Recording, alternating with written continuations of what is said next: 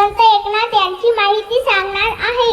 संत नामदेव व संत ज्ञानेश्वर यांच्या कार्याची परंपरा संत एकनाथ यांनी पुढे चालवली. संत एकनाथांनी भारुडे, अभंग, ओव्या लिहिली. संत एकनाथ एके दिवशी गोदावरी नदीवर स्नानाला गेले. तिथे खूप वाळवंट तापलेले होते. तिथे वाळवंटावर एक पोरके पोर रडत होते. त्या पोरके पोराचा रडण्याचा आवाज त्या नाथांच्या कानी ऐकू गेला. नाथांनी इकडे तिकडे बघलं की त्याचे आईबाप आहेत का.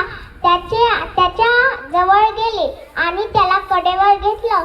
त्याचे डोळे पुसले आणि त्याला त्याच्या घरी पोहोचते केले.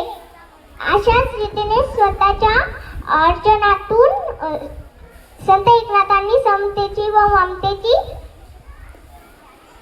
भावना लोकांच्या मनावर बिंबवली. धन्यवाद.